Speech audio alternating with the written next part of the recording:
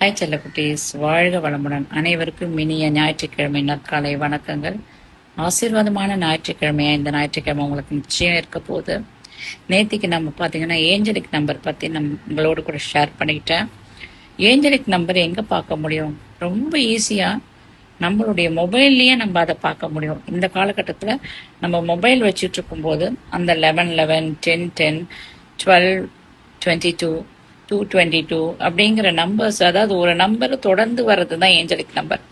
அந்த Angelique number வரும்போது இந்த காஸ்மிக் எனர்ஜி, இந்த பிரபஞ்ச சக்தி நம்ம கூட ஏதோ சொல்ல நினைக்குது. அதனுடைய அர்த்தங்களை தான் நேற்று நான் டிஸ்கிரிப்ஷன்ல போட்டேன்.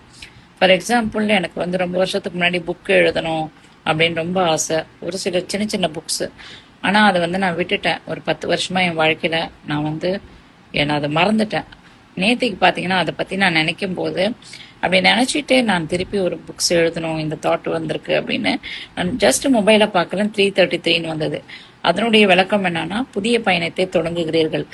ஸோ இந்த காஸ்மிக் எனர்ஜி எனக்கு அதை அக்னாலேஜ் பண்ணுது. நீங்கள் புதிய பயணம் தொடங்குறீங்க, இது நல்லது அப்படின்னு சொல்லிட்டு. இது மாதிரி தாங்க. ஃபார் எக்ஸாம்பிள் 10 தெய்வங்கள் நம்ம அருகில் இருக்கிறது. ஸோ அந்த டைம்ல உண்மையிலேயே அந்த பிரபஞ்ச சக்தி நமக்கு சொல்லப்படுறது, தெய்வ சக்தி இருக்கு, நீ வேண்டிக்கோ அப்படின்னு. அந்த நேரத்துல நீங்க வேண்டி பாருங்களேன், கண்டிப்பா நடக்கும்.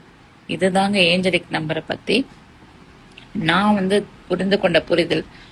நம்ம மற்றவங்களுக்கு நல்லது செய்வோம், மற்றவங்க நல்லதா இருக்கணும்னு சொல்லி அதை மட்டுமே வேண்டணும் இந்த டைம்ல, சரிங்களா? ஸோ ஒரு சில தடங்கல்கள் நம்ம வாழ்க்கையில இருக்கும்போது இதுக்கு நம்ம எங்கெங்கயோ போவோம். ஆனா இந்த பிரபஞ்சம் அந்த தடங்களை எப்படி தீர்க்கிறதுன்ட்டு இப்படிப்பட்ட ஒரு வழியில கூட நம்ம கூட பேசுது, சரிங்களா? இதை யூஸ் பண்ணுங்க. ஸோ இன்னில இருந்து என் கூட என் பிரச்சனையை தீர்க்கறதுக்கு யாருமே இல்லையா, என்னுடைய இந்த எண்ணம் நிறைவேறுமா, ஈடேறுமா அப்படின்னு நினைச்சு நீங்க வருத்தப்படும் போது கண்டிப்பா அந்த பிரபஞ்சத்துக்கிட்ட பேசுங்க.